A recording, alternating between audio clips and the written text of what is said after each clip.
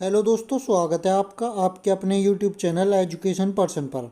तो दोस्तों, आज की इस वीडियो में हम बात करने वाले हैं सीआरपीएफ पैरामेडिकल स्टाफ ट्रेड्समैन के वाशरमैन ट्रेड से जितने भी स्टूडेंट्स हैं उनके लिए ट्रेड टेस्ट के बारे में आज की इस वीडियो में हम बात करेंगे। तो दोस्तों, किसके सीआरपीएफ पैरामेडिकल स्टाफ ट्रेडमैन में से वाशरमैन ट्रेड से रिलेटेड जितने भी स्टूडेंट ने अप्लाई किया है फॉर्म, तो आज की इस वीडियो में ट्रेड टेस्ट के बारे में डिस्कशन करने वाले हैं कि जो हमारा वाशरमैन का ट्रेड टेस्ट होता है वो उसमें क्या क्या स्टूडेंट से करवाया जाता है, क्या क्या पूछा जाता है और कितने नंबर का आपका ट्रेड टेस्ट होता है। वाशरमैन ट्रेड से रिलेटेड मोस्ट इंपॉर्टेंट वीडियो आज की रहने वाली है। तो जो भी स्टूडेंट वाशरमैन ट्रेड से हैं वो सब स्टूडेंट इस वीडियो को एक बार ज़रूर देखें। तो दोस्तों, वीडियो स्टार्ट करने से पहले आप सभी लोगों से मेरी एक छोटी सी रिक्वेस्ट है। अगर आप हमारे यूट्यूब चैनल एजुकेशन पर्सन पर अभी नए आए हैं तो प्लीज़ इस चैनल को सब्सक्राइब करके बेल आइकन को ज़रूर दबा लें, जिससे कि आने वाली वीडियो का नोटिफिकेशन आपको आसानी से मिल सके। तो दोस्तों, स्टार्ट करते हैं आज की वीडियो को। देखते हैं जो हमारा वाशरमैन ट्रेड से जितने भी स्टूडेंट हैं उनके लिए ट्रेड टेस्ट में क्या क्या आपसे पूछा जाएगा, क्या क्या करवाया जाएगा और कितने नंबर का आपका ट्रेड टेस्ट होने वाला है और क्वालिफाइड ट्रेड टेस्ट को क्वालिफाई करने के लिए कितने नंबर आपको चाहिए। तो स्टार्ट करते हैं आज की वीडियो को।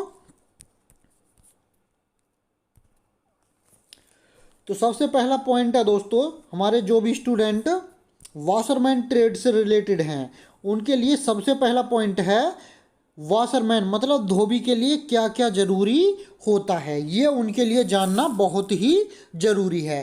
तभी वो ट्रेड टेस्ट अपना क्वालिफाई कर पाएंगे। वाशरमैन जो भी स्टूडेंट हैं, वाशरमैन के लिए जिन्होंने भी अप्लाई किया है, वाशरमैन के लिए क्या क्या ज़रूरी चीज़ें होती हैं। तो हम बात करते हैं पहले पॉइंट की। तो उसमें है इस्त्री मतलब कि आयरन, जिसे प्रेस भी बोल सकते हैं। इस्त्री का ज्ञान होना चाहिए। जो भी स्टूडेंट वाशरमैन से रिलेटेड है उसको प्रेस करना मतलब इस्त्री करना अच्छे तरीके से आना चाहिए। किस कपड़े पर किस तरीके से इस्त्री किया जाता है और ये सभी ज्ञान उसको होना चाहिए। नेक्स्ट दोस्तों, सभी प्रकार के कपड़ों को धोना आपको आना चाहिए, जैसे कि खाकी, कॉटन, वूलन, टेरी कॉटन आदि। इन सभी वस्त्रों को धोना आपको अच्छे तरीके से आना चाहिए, इसकी जानकारी आपको होनी चाहिए। नेक्स्ट हमारा सभी प्रकार के दाग धब्बों को हटाने का ज्ञान आपको होना चाहिए। अगर मान लीजिए आपके कपड़ों पर कोई भी दाग धब्बा लग जाता है, कॉफ़ी, चाय, सब्जी इत्यादि, इनमें से किसी जैसे कोई भी दाग धब्बा आपकी वर्दी पर लगता है तो उन सभी दाग धब्बों को हटाने का भी ज्ञान आपको होना चाहिए, किस केमिकल का इस्तेमाल करके इनको हटाया जाता है। नेक्स्ट पॉइंट बनता है दोस्तों, सभी प्रकार के कपड़ों पर इस्त्री करना, जैसे कि खाकी, कॉटन, वूलन, टेरी कॉटन, ये सभी वस्त्र हैं। इन सभी वस्त्रों पर इस्त्री करना आपको आना चाहिए। नेक्स्ट बनेगा हमारा नेक्स्ट पॉइंट है दोस्तों, सभी प्रकार के कपड़ों की पहचान आपको होनी चाहिए, जैसे कि खाकी, कॉटन, वूलन, टेरी कॉटन इत्यादि। कपड़ों की पहचान क्यों होनी चाहिए? क्योंकि दोस्तों ये हमारे जो कपड़े हैं इनकी धुलाई भी अलग अलग तरीके से होती है और जब आप इस्त्री करोगे कपड़ों को तो उनको इस्त्री के लिए भी अलग अलग तरीके से टेम्परेचर पर इस्त्री इनको किया जाता है। इसीलिए सभी कपड़ों की जानकारी आपको होना ज़रूरी है, उनकी पहचान आपको करनी चाहिए। नेक्स्ट पॉइंट बनता है, सभी कपड़ों को धोने वाले रसायन मतलब केमिकल्स जैसे डिटर्जेंट पाउडर, साबुन आदि का ज्ञान होना चाहिए कि किस केमिकल का इस्तेमाल किस कपड़े को धोने के लिए किया जाता है, डिटर्जेंट का इस्तेमाल किसके लिए किया जाएगा और साबुन कौन से साबुन का इस्तेमाल कपड़े धोने के लिए किया जाएगा, ये ज्ञान आपको होना जरूरी है। नेक्स्ट पॉइंट बनता है दोस्तों, नेक्स्ट पॉइंट हमारा सभी प्रकार के धोबी से संबंधित उपकरण मतलब कि टूल्स, जो भी हमारे सफाई कर्मचारी टूल्स होते हैं वो उन सभी टूल्स की पहचान और उनका ज्ञान मतलब उनको यूज करने का तरीका आपको आना चाहिए। जैसे मान लीजिए ब्रश होता है, हैंड ब्रश, उससे हैंड ब्रश से क्या किया जाता है, कपड़ों को धोया जाता है। कब? जैसे अगर हम वॉशिंग मशीन यूज नहीं कर रहे हैं तो हैंड ब्रश को यूज करना आपको आना चाहिए। मान लीजिए इस्त्री क्या है, इस्त्री हमारा वाशरमैन का एक टूल हो जाएगा। इस्त्री क्या होगा, वाशरमैन का टूल हो जाएगा, इसका इस्तेमाल भी हमको आना चाहिए। इस पॉइंट में ये ही आपको बताया गया है, मतलब कि सभी जो हमारे धोबी मतलब कि वाशरमैन से संबंधित जितने भी टूल्स और उपकरण हैं उन सभी का ज्ञान आपको और पहचान करनी आपको आनी चाहिए। नेक्स्ट पॉइंट है हमारा वॉशिंग मशीन आदि को यूज करना आपको आना चाहिए। जो हमारी वॉशिंग मशीन होती है उसको भी यूज करना अच्छे तरीके से आपको आना चाहिए कि किस कपड़े को वॉशिंग मशीन में किस टाइमर पर और किस स्टेज पर वॉश किया जाएगा, ये आपको अच्छे तरीके से आना चाहिए। ये कुछ इम्पोर्टेंट फैक्ट थे जो हमारे वाशरमैन मतलब कि धोबी वाले स्टूडेंट के लिए ज़रूरी हैं। वो सभी स्टूडेंट को इन सभी के बारे में जानकारी ज़रूर होनी चाहिए। तो चलते हैं आगे, देखते हैं। तो सबसे पहला पॉइंट बनता है दोस्तों हमारा इस्त्री। इस्त्री मतलब आयरन कितने प्रकार की होती है।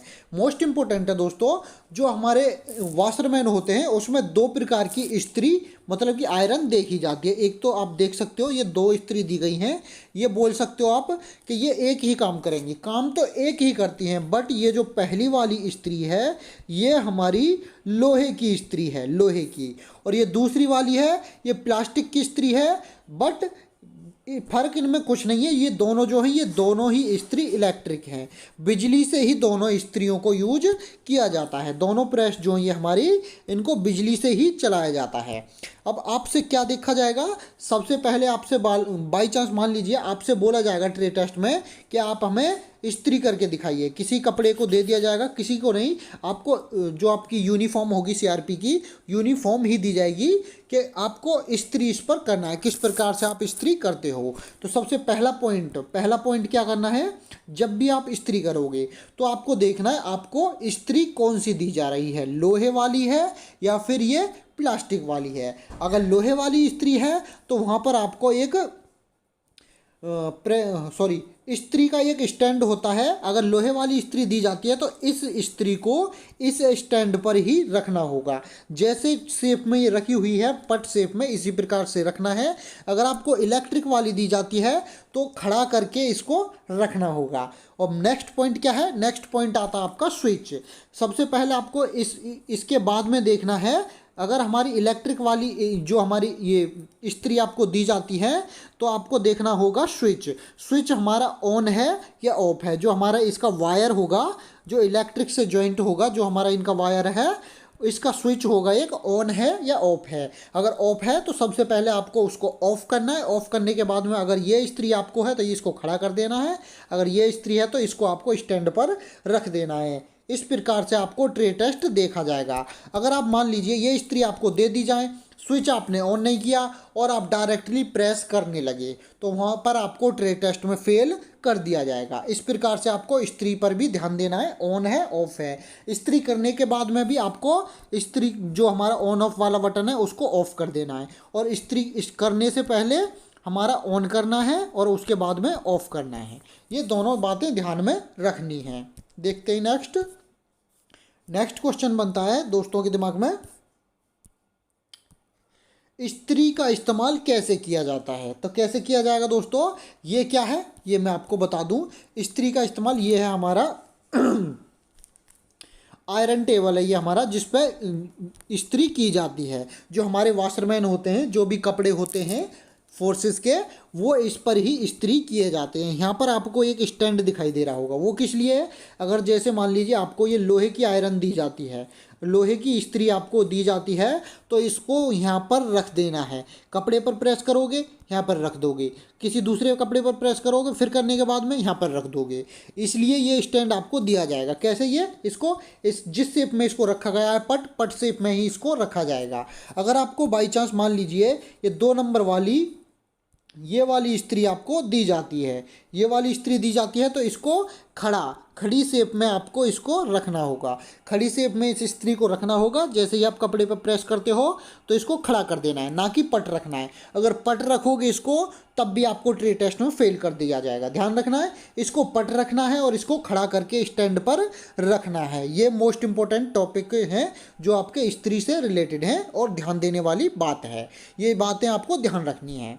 देखते हैं नेक्स्ट टॉपिक क्या है दोस्तों, नेक्स्ट टॉपिक आता है हमारा वूलन मतलब ऊनी कपड़े को इस्त्री करते समय किन किन बातों का ध्यान रखना जरूरी होता है। जो हमारे वाशरमैन होते हैं उनको बोला जाता है कि वूलन कपड़े होते हैं जैसे स्वेटर्स वगैरह होते हैं, उनको इस्त्री करने के लिए बोला जाए तो उन पर कैसे इस्त्री करेंगे ये मैंने आपको अच्छे से नोट करके बता दिया है। तो आप अच्छे से पढ़ते हैं, देखते हैं।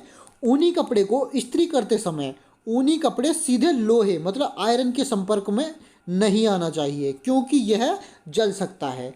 इस्त्री करते समय लोहे मतलब कि आयरन और कपड़े के बीच एक हल्के गीले कपड़े या किसी कागज के पेज का प्रयोग। आयरन के तापमान कम होना चाहिए। किसका? ये आप फोटो में भी देख सकते हो। अगर आप वूलन पर प्रेस कर रहे हो या तो हल्का सा कपड़ा गीला कर लीजिए, तब आप वूलन के कपड़े उस पर वूलन की ड्रेस पर उस कपड़े को रखने के बाद प्रेस करोगे, या फिर किसी कागज़ का इस्तेमाल करेंगे और जो हमारा प्रेस का इस्त्री का तापमान है उसको कम करके रखना है, तब आपको वूलन पर ऊनी कपड़े पर इस्त्री करना है। तो मोस्ट इम्पोर्टेंट है, ध्यान में रखना, जब भी आप वूलन कपड़े पर प्रेस करोगे तो एक हल्के गीले कपड़े का इस्तेमाल आपको करना होगा, और जो आपका आयरन का तापमान है उसको लो मतलब कि कम रखना होगा। देखते हैं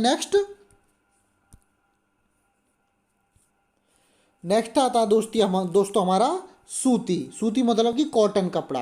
कॉटन कपड़े पर इस्त्री कैसे किया जाएगा ये भी मैंने आपको डिटेल में दिया है, आप पढ़ सकते हो इसे भी।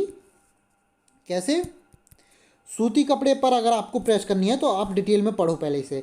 सूती कपड़े को इस्त्री करते समय इस्त्री का तापमान उच्चतम मतलब कि ज़्यादा, और कपड़े को हल्का नम करते हुए इस्त्री करना शुरू करें। जो हमारा इस्त्री है, जो हमारी प्रेस है, इसको हाई कर लें, इसका जो तापमान है हाई होगा, और जो हमारा सूती कपड़ा है उसका थोड़ा नम करना होगा। नम मतलब कि हल्के हल्के पानी के छींटे इस पर आपको मान लेने, कपड़े को हल्का सा गीला कर लेना है। उसके बाद में आपको इस्त्री करना शुरू करें। यदि कपड़ा सूखा है तो इसे स्प्रे बोतल से हल्का गीला करें, और सिलबट क्रिच के लिए लोहे या इलेक्ट्रिक आयरन को जोर से प्रेस करें। जो भी हमारा सूती कपड़ा है पहले उसे हल्का सा गीला करें, उसके बाद में सिलबट पर क्रिच बनाने के लिए अपनी जो हमारी इस्त्री है उसको जोर से दबा करके उस पर प्रेस कीजिए, जिससे कि क्रैच बन सके और उसकी सारी सिलबटें मिट सकें। इस प्रकार से सूती कपड़े पर आपको प्रेस या इस्त्री करनी होगी। देखते हैं नेक्स्ट है दोस्तों हमारा पॉलिस्टर कपड़े को इस्त्री करते समय क्या ध्यान में रखना है, तो आप देख सकते हो, इसको भी पढ़ लीजिए आप अच्छे से। पॉलिस्टर फैब्रिक में सिलवट नहीं पड़ती है, इसलिए इन्हें आयरन करने की कोई ज़रूरत नहीं होती है। ज़्यादा हीट से इस फैब्रिक के कपड़े जल सकते हैं। अगर आप बाई चांस पॉलिस्टर कपड़े पर, वैसे तो सिलवट पड़ती नहीं है, अगर आप फिर भी चाहते हो कि हम इस्त्री फिर भी करेंगे, जो हमारा पॉलिस्टर का कपड़ा है फिर भी आप इस पर प्रेस करना चाहते हो, अगर प्रेस का जो तापमान है वो अधिक होता है, तो जो हमारा पॉलिस्टर वाला कपड़ा है ये फैब्रिक हाई तापमान से जल सकता है। इसलिए अगर आप इस फैब्रिक कपड़े को आयरन करना चाहते हैं तो ऐसे में आपको टेम्परेचर खास ध्यान में रखते हुए इस्त्री करनी होगी। जो हमारा आयरन का टेम्परेचर होगा उसको क्या करना है, उसको लो करना है, तब पॉलिस्टर के कपड़े पर आपको इस्त्री करना होगा। देख सकते हो दोस्तों, पॉलिस्टर कपड़े पर वैसे तो ज़रूरत नहीं होती, अगर बाई चांस ज़रूरत होती है तो आप इसे आसानी से पढ़ सकते हैं और समझ सकते हैं। देखते हैं नेक्स्ट दोस्तों, कपड़े धोने का तरीका आपको आना चाहिए। क्या? कपड़े को धोने का तरीका आपको आना चाहिए, जैसे कि खाकी, कॉटन, वूलन, टेरी कॉटन आदि, इन सभी कपड़ों को धोना आपको आना चाहिए। किस तरीके से इन कपड़ों की धुलाई की जाती है तो मैंने आपको अच्छे तरीके से समझाया है इस वीडियो में, इसको लास्ट तक एक बार ज़रूर देखें। और जो भी स्टूडेंट अभी हमारे यूट्यूब चैनल पर नए आए हैं वो सभी स्टूडेंट इस चैनल को सब्सक्राइब करके वीडियो के लाइक करें और वीडियो को ज़्यादा से ज़्यादा शेयर करके बेल आइकन को ज़रूर दबा लें, जिससे कि आने वाली वीडियो का नोटिफिकेशन आपको मिलता रहे। तो देखते हैं कपड़े धोने का तरीका क्या है। तो सबसे पहले जान लेते हैं पानी के तापमान को कैसे चुनना है और पता कैसे करना है। तो देखते हैं, वॉशिंग मशीन में विभिन्न तापमान, पढ़ सकते हो आप इस नोटिस को, वॉशिंग मशीन में विभिन्न तापमान के सेटिंग होते हैं, क्योंकि कुछ कपड़ों और रंगों को पूरी तरह से धोने के लिए अलग अलग तापमान के लेवल की ज़रूरत होती है दोस्तों। जैसे कि ये सभी कपड़े हैं, खाकी हो गया, कॉटन हो गया, वूलन हो गया और टेरी कॉटन हो गया। इनके लिए क्या बोला गया है, इनके लिए अलग अलग लेवल की ज़रूरत होती है कपड़ों को धोने के लिए। ये जो आपके स्विच दिए गए हैं किस लिए हैं, एक तो होता है इसमें टाइमर स्विच, एक होता है इसमें वॉशिंग के लिए स्विच होता है, किस प्रकार से आपको वॉश करना है। एक होता है नॉर्मल, एक हार्ड, एक सॉफ्ट। इस प्रकार से इस वॉशिंग मशीन में ये बटन दिए जाते हैं। एक ये हमारा बटन है, इसमें मतलब ड्रायर के लिए ये हो गया। ड्रायर मतलब कि कपड़े सुखाने होंगे तो ड्रायर हमें इससे करना होगा। इसके बारे में मैं अलग से एक वीडियो लाऊंगा जिसमें पूरे तरीके से बताऊंगा वॉशिंग मशीन में आपको किस तरीके से कपड़े धोने हैं और किस बटन का इस्तेमाल किस कपड़े के लिए कैसे करना है। इसकी वीडियो आप जल्दी ही अलग से अवेलेबल कराई जाएगी। तो देखते हैं नेक्स्ट दोस्तों, एक सलाह दी जाएगी आपको। सलाह क्या देता हूँ मैं आपको, पहले देख लीजिए। पहला पॉइंट हमारा, कपड़े को वॉशर में डालने से पहले पॉकेट जांच लें। क्या है दोस्तों, ये सलाह आपको दी जाती है अगर आप वॉशिंग मशीन का यूज करते हो कपड़े धोने के लिए, तो कपड़े को वॉशर में डालने से पहले उसके पॉकेट की जांच कर लें। उसमें कोई भी नुकीली चीज़, सिक्का या कोई भी ऐसा पदार्थ ना हो जो वॉशिंग मशीन को हानि पहुंचा सके, जिससे वॉशिंग मशीन ख़राब हो जाए। क्योंकि अगर सिक्के वगैरह होते हैं तो वो वॉशिंग मशीन का जो ड्रायर होता है वो उसमें फंस जाते हैं, वॉशिंग मशीन में खराबी आ जाती है। इसीलिए उसके कपड़े को डालने से पहले पॉकेट की जांच कर लेनी चाहिए। नेक्स्ट है हमारे दोस्तों, कपड़ों को 24 घंटे से ज़्यादा समय तक वॉशर में न रखें, अन्यथा कपड़ों में बदबूदार और फफूंदी लग जाती है। क्या है दोस्तों, कपड़ों को 24 घंटे से ज़्यादा वॉशिंग मशीन के अंदर नहीं रखना चाहिए। क्यों नहीं रखना चाहिए, क्योंकि उनमें बदबू और फफूंद लग जाती है।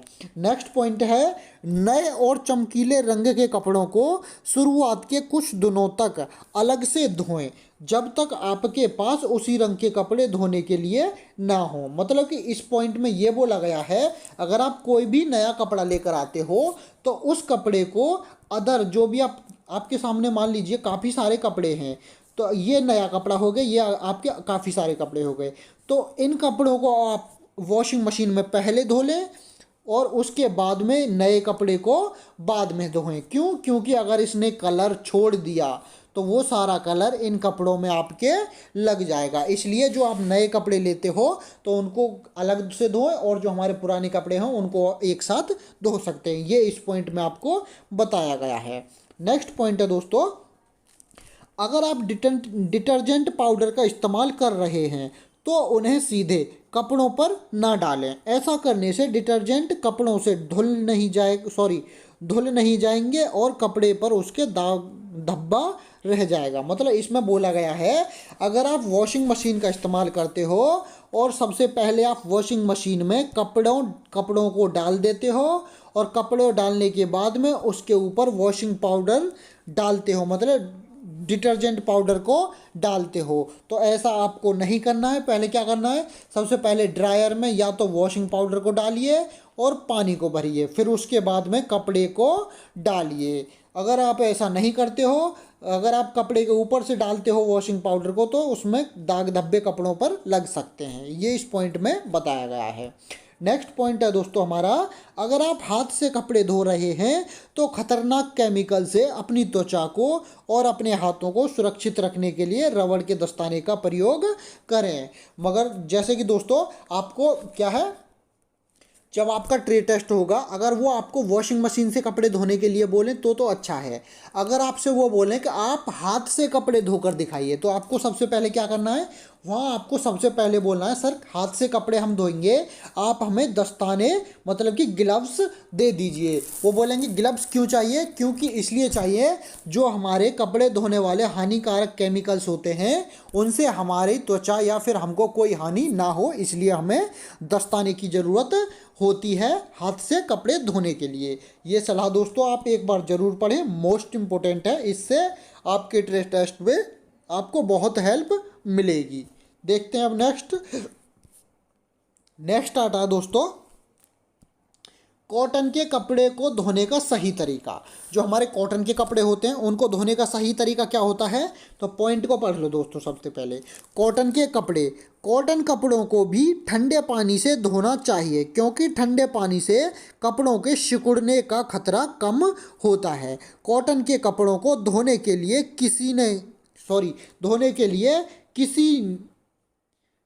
किसी अच्छी कंपनी, दोस्तों ये नहीं है, किसी अच्छी कंपनी के डिटर्जेंट पाउडर या साबुन का इस्तेमाल कर सकते हैं। इस पॉइंट में दोस्तों साफ साफ बताया गया है, जब भी आप कॉटन के कपड़े को धोएंगे तो आप सिर्फ और सिर्फ ठंडे पानी का ही इस्तेमाल कॉटन के कपड़े को धोने के लिए करेंगे। गर्म पानी का इस्तेमाल आप बिल्कुल भी कॉटन के कपड़े को धोने के लिए नहीं करेंगे।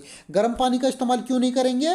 अगर आप गर्म पानी का इस्तेमाल कॉटन के कपड़े को धोने के लिए करेंगे तो उसमें बहुत ज़्यादा सिलबटें और सिकुड़ने का खतरा बन जाएगा। जो हमारा कॉटन का कपड़ा है, अगर आप उसको गर्म पानी में धोएंगे तो वो बहुत ज़्यादा सिकुड़ जाएगा और उसमें बहुत ज़्यादा सिलबटें पड़ जाएंगी। इसीलिए ठंडे पानी से हमेशा कॉटन के कपड़े को धोना है, जिसमें सिकुड़ने का और सिलबटें पड़ने का खतरा बहुत ही कम होता है। नेक्स्ट देखते हैं, नेक्स्ट पॉइंट है दोस्तों हमारा, कॉटन के कपड़े को हवा में सुखाया जा सकता है या फिर मध्यम मतलब कि मीडियम से कम गर्मी का उपयोग करके वॉशिंग मशीन में भी इसे सुखाया जा सकता है। उच्च तापमान में कॉटन के कपड़े को सुखाने से कपड़ों में सिकुड़न का कारण बन सकता है। साफ साफ बताया दोस्तों, जो हमारे कॉटन के कपड़े हैं उसे कड़ी धूप में ना सुखाएं। जहां ज़्यादा उच्च तापमान हो वहां पर उसको ना सुखाएं। क्यों? क्योंकि उसमें ज़्यादा सलबट और उसको सिकुड़ने का खतरा उसको ज़्यादा हो सकता है। आप उसे हवा में सुखा सकते हैं या फिर वॉशिंग मशीन के ड्रायर में उसे सुखा सकते हैं। ये दो तरीके कॉटन के कपड़े को सुखाने के और धुलने के हमने बता दिए हैं। कैसे धुल सकते हैं? बाई चांस आप देख सकते हो, हमने दे भी दिया है, रिन का प्रयोग कर सकते हैं वॉशिंग मशीन में। अगर आप हाथ से धोते हैं तो रिन वॉश सोप है हमारा, इसका इस्तेमाल हाथ से धोने के लिए आप कर सकते हैं। देखते हैं नेक्स्ट है दोस्तों हमारा ऊनी कपड़े को धोने का सही तरीका क्या है। तो मोस्ट इम्पोर्टेंट है दोस्तों ऊनी कपड़ा। इसके बारे में कन्फ्यूजन बहुत ज़्यादा होती है बच्चों को। तो सबसे पहले पॉइंट पढ़ लेते हैं। सर्दियों में पहने जाने वाले ऊनी और सिल्की कपड़ों के लिए इजी लिक्विड डिटर्जेंट का सही इस्तेमाल किया जाता है। जो भी हमारे ऊनी कपड़े होते हैं, जितने भी ऊनी कपड़े, जैसे स्वेटर हो गई, जर्सी हो गई, कैप हो गई सर्दी वाली, मोस्ट इम्पोर्टेंट है दोस्तों, जितने भी सर्दी से रिलेटेड कपड़े होंगे उन सभी को किससे धोया जाएगा? इजी डिटर्जेंट पाउडर से। इजी डिटर्जेंट पाउडर का इस्तेमाल ऊनी कपड़ों को धोने के लिए ही किया जाता है। साफ साफ लिखा भी हुआ है विंटर वियर के जितने भी कपड़े हैं उनको आप इजी से धोइए। क्यों धोइए? इजी से इसलिए धोना है क्योंकि ये जो हमारा इजी होता है, विंटर वियर की जो हमारी चमक होती है और जैसा होता है, ये हमारी चमक बरकरार रखता है और उसकी साफ़ सफाई भी अच्छे तरीके से कर देता है। चमक की बरकरार रखने के लिए और साफ़ सफाई को रखने के लिए इजी का इस्तेमाल वूलन के लिए किया जाता है। नेक्स्ट पॉइंट है दोस्तों हमारा, ऊनी कपड़े हाथ से ही धोएं। दोस्तों मोस्ट इम्पोर्टेंट है, ऊनी जो कपड़े होते हैं उनको किससे? हाथ से ही धोना चाहिए। वॉशिंग मशीन में बहुत कम धोना चाहिए। वॉशिंग मशीन में ना धोए तो ही अच्छा है। क्यों हाथ से धोना है? साफ साफ बताया गया है। वॉशिंग मशीन में कपड़ों को ट्विस्ट करके धोती है। वॉशिंग मशीन जो है वो कपड़ों को ट्विस्ट करके धोती है, मतलब घुमा फिरा के, ये इधर घुमाएगी इधर घुमाएगी, घुमा फिरा के धोती है, जिससे ऊनी कपड़े डैमेज हो सकते हैं या उनका साइज चेंज हो सकता है। इसलिए ऊनी कपड़ों को, खासकर स्वेटर्स को, हाथ से या बहुत ही सॉफ्ट मुलायम ब्रश से साफ कर सकते हैं। तो साफ साफ बोला गया, जो भी हमारे ऊनी कपड़े हैं उनको आप वॉशिंग मशीन में ना धोएं।